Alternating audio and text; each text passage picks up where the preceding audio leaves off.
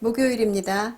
18장 1절 제사장에 대해서 레위는 아버지 야곱에게서 폭력에 대한 대가로 저주를 받은 아들이었죠.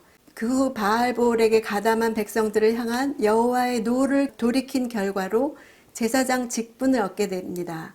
이런 레위는 바로 우리들의 모습입니다. 악한 본성대로 행할 수밖에 없는 우리를 택하셔서 하나님 앞에서 하나님만 의지하도록 해주셨습니다. 1절 이 땅에서 기업은 없으나 하나님이 나의 기업이라 하신 것은 다른 지파에게는 땅이 공급원이 되지만 레위인에게는 하나님께서 공급원이 되신다는 의미죠.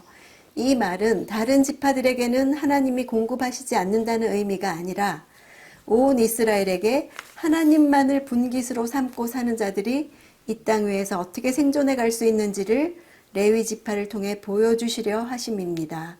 오늘날 그리스도인들은 세상에 대해서 하나님에 의해서 특별히 구별되어진 레위인으로서 살아가야 할 책임이 있습니다.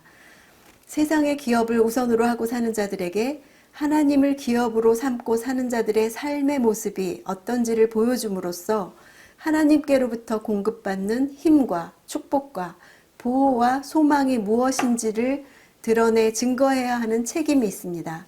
그러려면 내 안에 있는 세상의 기준이 말씀의 기준으로 바뀌어야 합니다. 그래야 비교해서 초라해지지 않고 하나님이 부르신 자리를 감당할 힘이 생깁니다. 우리 자녀들이 하나님을 기업으로 삼아 하나님이 주시는 힘으로 살 수 있도록 기도합시다. 2절에 기업이란 물려받는다는 의미가 있죠. 상속의 개념이 있습니다. 레위인에게 하나님이 직접 기업이 되어주시겠다는 약속에는 레위인이 후손에게 전해야 할 기업이 바로 하나님 자신이라는 사실이 드러납니다. 우리 자녀들에게 어떤 상속을 주기 원하시나요? 자녀들은 하나님을 세상 기업보다 귀하게 받을까요? 5절에 여호와의 이름을 위해 항상 서서 섬기게 하셨다는 것은 레위인들에게 맡겨진 직분은 마치 왕이 명령만 내리면 언제라도 수행하기 위해 대기하고 있는 신하처럼 왕이신 하나님 앞에 서서 섬기는 사람의 모습으로 표현되고 있습니다. 우리 또한 하나님이 부르실 때 언제든지 순종할 수 있도록 그렇게 레위인들처럼 맡겨진 직분에 충성하는 사람들입니다. 6절에 레위인들은 일정한 토지라는 분깃이 없기 때문에 이스라엘 안에 어느 땅에서도 나그네와 같은 신분으로 살 수밖에 없는 것, 그것을 바꿔 말하면 기업은 없지만 어느 땅에 가든 생활을 보장해 주신다는 뜻이 됩니다. 하나님이 기업이시기 때문입니다. 이것이 우리 그리스도인들의 특권입니다. 이 세상에 사는 한 하나님은 우리가 어디에 있든지 생계를 보장해 주신다는 약속이 됩니다. 9절에 가나안 종교에 대해 배우고자 하는 영적으로 타락한 행위에 대한 경고입니다. 가나안 민족들의 가증한 행위는 그 땅으로 그들을 토해내게 한 죄악들을 가리킵니다. 하나님께서 혐오하시는 것은 보이지 않는 어떤 사악한 영적 세력들과 접촉하는 것입니다. 이런 행위 자체가 하나님 외에 다른 신적 존재를 인정하는 것이기 때문입니다. 현대 그리스도인들 중에도 하나님이 아닌 다른 영적인 세력에 의지하려는 생각을 가진 사람도 있습니다. 하나님의 영에 붙들리거나 인도함 받는 것이 아니라 내 욕망을 위해 불결한 영들일지라도 접촉하려는 것입니다. 이것은 가정을, 일터를 더럽히는 일입니다. 10절에 자신의 미래를 알고 싶어하는 인간적인 본능으로 인해서 하나님께서 금지한 영매를 통해 미래의 일들을 알려고 시도하는 자는 악한 영적 세력에 자신의 운명을 맡기는 자와 같습니다. 정상적인 하나님의 말씀을 지키지 않고 미래에 닥칠 위기를 돌파하거나 헤쳐나갈 길은 없습니다. 말씀에 대한 일상적인 순종만이 현재의 고난으로부터 벗어날 방책을 주십니다. 하나님을 떠나서는 결코 인간에게 소망이 있을 수 없습니다. 현재뿐 아니라 미래를 위한 하나님의 뜻과 계시는 하나님의 말씀을 통해서 주십니다. 미래를 주관하고 역사를 주관하는 분은 하나님이십니다. 미래에 대해 불안하고 두려우면 하나님께 물어야 합니다. 실제 역사를 당신의 뜻대로 이끌어 가시는 하나님께 모든 것을 맡기고 하나님 이외에는 어떤 대상에 대해서도 두려워하지 않아야 할 것입니다. 점쟁이, 마술사, 무당, 진언자, 신접자, 박수, 초혼자 등등은 자기 사역을 위해 경배 대상이 목적이 되는 것이 아니라 수단화된 것입니다. 영적 중개자들은 지금 겪고 있는 환난이나 재난의 원인을 누군가에게 전가시켜 해결해 보려고 합니다. 어느 조상 탓이라든지 묘를 잘못 썼다든지 우리도 누구의 탓, 상황 탓을 할 수 있습니다. 그러나 진정한 해결책은 하나님과의 관계에서 내가 얼마나 이탈했는가, 내면을 살펴보고 회개하는 데 있습니다. 말씀대로 살아가는 하나님의 자녀라도 환난을 당할 수 있으며 환난을 당할지라도 기뻐하는 삶의 방식은 오직 하나님과의 진정한 관계에서만이 가능한 일이기 때문입니다. 13절에 너희는 너희 하나님 앞에서 온전하라.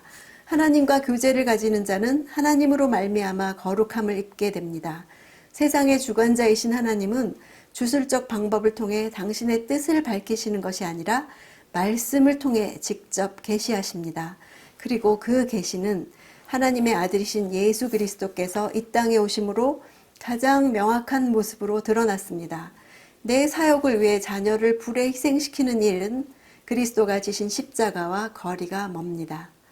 14절에 그 민족들은 점을 치는 사람들에게 귀 기울였지만 너희 하나님께는 너희가 그렇게 하는 것을 금지하셨다.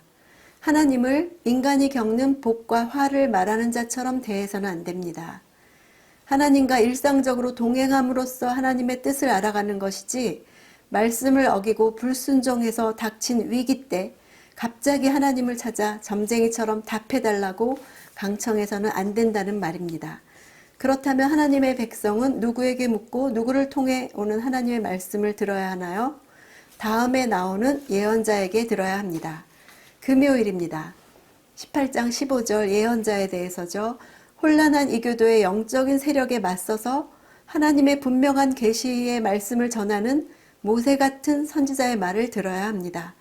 우리는 하나님의 뜻과 목적에서 멀어진 헛된 시도를 버리고 말씀과 기도를 통해 하나님과의 소통을 사모해야 할 것입니다. 15절에 나 같은 예언자를 일으키실 것이다는 하나님과 백성 사이에 선 중보자로서의 모세는 그리스도의 모형이며 선지자며 제사장이었습니다.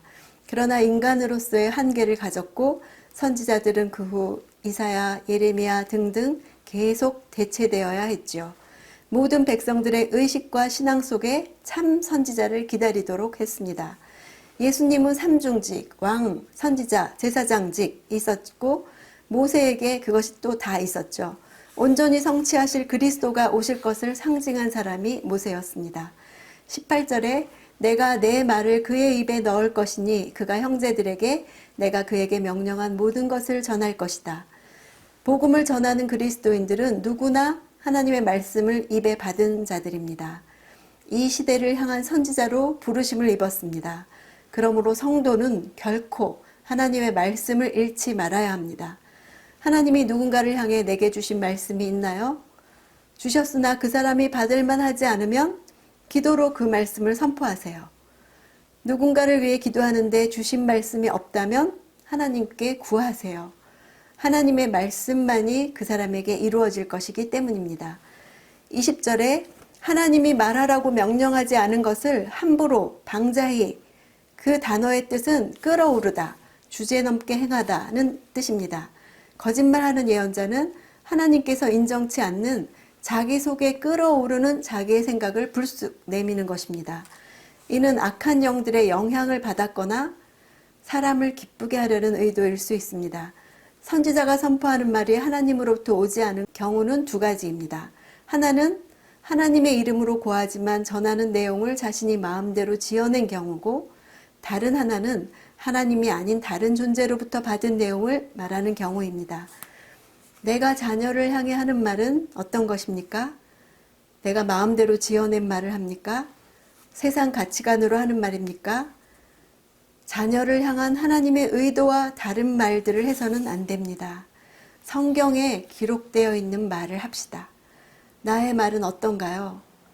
나는 하나님이 말씀으로 하신 말을 하고 있나요? 토요일입니다. 19장 도피성에 관해 19장부터 25장까지 살인의 문제, 간음의 문제, 도둑질의 문제, 사기의 문제, 탐욕의 문제 등 다양한 규정이 짧게 수록되어 있습니다. 이 규정들은 제6계명에서부터 10계명에 대한 적용들입니다. 이스라엘의 사회생활이 이런저런 문제로 둘러싸여 있기 때문일 것입니다. 앞에 네 지도자들이 해결해야 될 사회생활의 민형사상 문제에 관한 법률이라고 볼 수 있습니다. 구약 성경에는 사람을 죽이고 평생 도망치는 삶을 살아야 했던 사람들의 이야기가 나옵니다.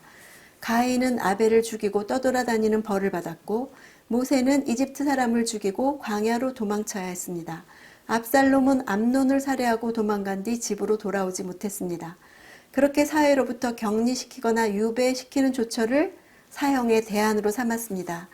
도피성은 사람을 죽인 자에게 내려진 오랜 관습을 신명기 법이 제도적으로 수렴한 결과입니다. 뜻하지 않게 사람을 죽인 자에게 내리는 형벌의 범위를 도피성에 머물게 하는 조처로 제한한 것입니다. 부지중 죄 짓는 사람이 나일 수 있습니다. 나를 생각하고 만드신 법이라 생각하면 도피성에 관한 말씀 하나하나가 다 은혜입니다.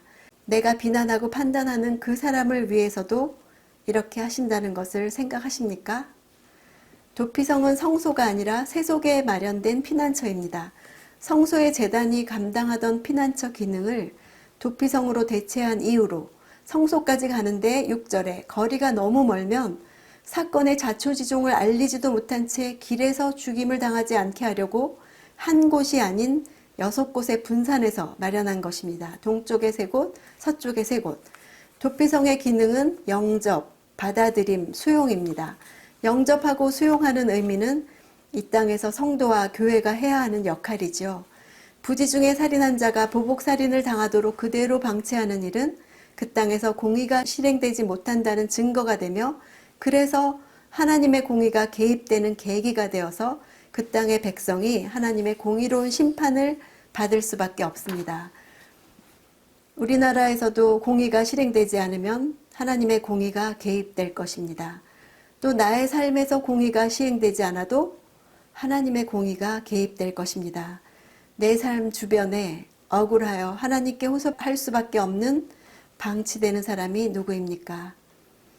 이렇게 부지중에 살인한 사람 말고 고의로 살인한 사람에 대해서 11절, 이웃을 미워해 매복하고 있다가 갑자기 죽이는 것은 무죄한 자의 피를 흘릴 뿐 아니라 의도적으로 살인하는 이중의 죄를 말합니다.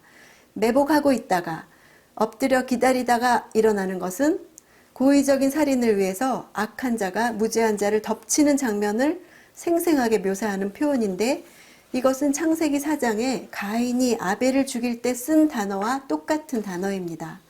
이것을 볼 때 무죄한 자의 피를 흘리는 자들은 인류 최초의 살인자 가인의 죄를 그대로 따르고 있다는 사실을 알 수 있습니다. 13절에 죄 없는 피를 흘리는 죄를 없애면 너희가 잘 될 것이다. 죄를 없앤다는 불태운다는 뜻이라고 했죠. 불로 나타나시는 하나님의 심판을 말합니다. 삶의 터전 위에 무죄한 피가 흘려진다면 죄로 물들게 되니까 죄를 태워버림으로 그 땅의 거룩함을 회복시켜라. 그럴 때 그 땅이 더 이상 피값을 치르지 않아도 되고 다시 삶의 진전이 있을 것이라는 의미입니다. 궁극적인 회복은 죄에 대한 처벌이 아니라 거룩을 회복하는 일입니다. 우리나라에도 무고한 피 흘림이 많았죠.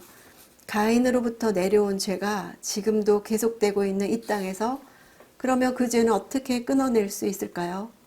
여호수아서에 보면 도피성의 대제사장이 죽어야만 도피한 자가 완전한 자유를 얻을 수 있습니다. 그래서 예수께서 대제사장으로 죽으셨습니다.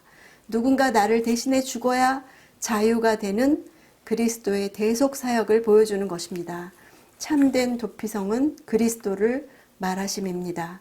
그리스도가 하신 대속 사역으로 인해서 죄값이 치러졌다는 복음을 받아들일 때만이 완전한 자유함을 얻을 수 있습니다. 교회가 이 나라를 향해서 이 진리를 선포할 책임이 있습니다. 주일입니다. 9계명 거짓 증인에 대한 규례이죠. 19장 17절에 여호와께서 계시는 곳에 와서 증인들의 말을 조사하라고 했죠.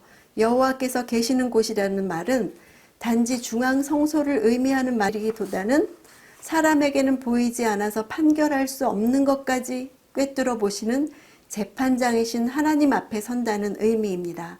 세상에서는 죄가 되지 않는다 해도 하나님 앞에서는 죄다 하시는 것이 있습니다. 하나님의 말씀이 기준입니다. 하나님 앞에서 한다고 생각하는 것이 기준입니다. 나는 누구의 판결을 두려워할 것입니까? 19절에 그런 악한 사람들을 너희 가운데서 제거하라.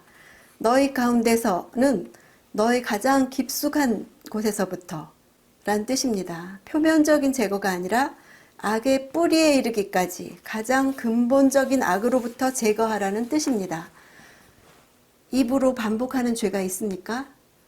겉으로 드러난 현상을 회개하는 것이 아니라 왜 내가 입으로 남을 해하는지, 비판하고 판단하는지 근본, 뿌리를 밝혀주시길 구하십시오.